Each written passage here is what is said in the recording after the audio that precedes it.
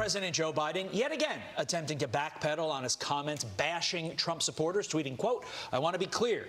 Not every congressional Republican is a MAGA Republican. I know because I've been able to work with these mainstream Republicans. But an extreme set of MAGA Republicans in Congress have chosen to take us backwards. Together, we can choose a different path." I'm confused. Hopefully, Congresswoman Nancy Mace can help explain this, because the president keeps on attacking Republicans, full-throated attacks, and then he's walking it back. How do you feel about this messaging strategy? Well, this has been his messaging strategy since his swearing in, right, last year. And look, I represent a purple seat, a purple district in South Carolina where Republicans are outnumbered almost 2-to-1 by Democrats and independents. And you don't unite people together by being so divisive and offering a hate speech, because his Soul of the Nation speech was clearly hate speech meant to divide the country. And we should be bringing everybody together. And as a fiscal conservative, I have a great record of working with the other side, working with Democrats and people from all walks of life to deliver results for the people that I serve in the state that I represent. And that's what we should be focused on. Rather than dividing everyone, we should be trying to work together where we have at least a little bit of agreement. Well, it's not just Joe Biden. Lady who works for him also saying something similar. Here is Karine Jean-Pierre.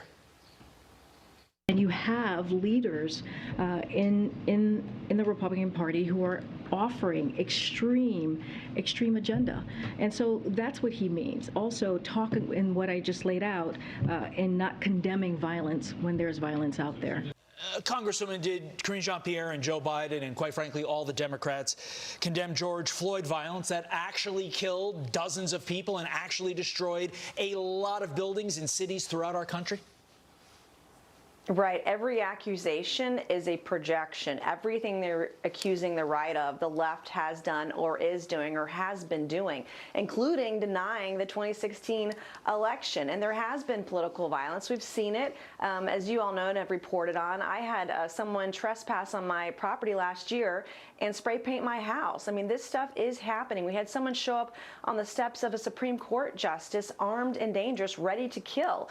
And those things were never condemned by the Biden administration. And so, you know, every accusation is a projection at this point, and it's not bringing people together. It's fear-mongering for November, you know, given the election time frame and campaigning and everything else going on 60 days out. Well, House and Senate lawmakers, they got a lot of items on their to-do list ahead of the midterm election. Some of them include funding the government, a military funding bill, potentially voting on changes to the Electoral Count Act, judicial nominations, also COVID-19 and monkeypox funding, aid for managing domestic natural disasters, and gay marriage legislation.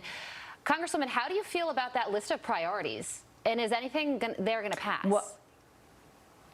Well, we are going to have a sprint. We'll return to session next week in both chambers, but I know when we return, it's just going to be more spending by the left, which is only going to increase inflation, increase taxes, and increase the burdens on hardworking Americans who are now footing the bill for the elite who are going to college and getting their MBAs and law schools degrees. And so, you know, I foresee the recession continuing on. I see inflation going up. I don't see us addressing the supply chain or addressing inflation or addressing the job market and the critical issues that are facing small businesses in this country today. That's not what's happening. It's an election year, and it's all going to be about sound bites, tweets, and what interviews can they get on next. That's all it's about right now. And that's why the American people dislike Congress, but not you, Congresswoman Nancy Mace. The American people do like you, and we thank you for joining us this morning. Thank you, Congresswoman. Thank you.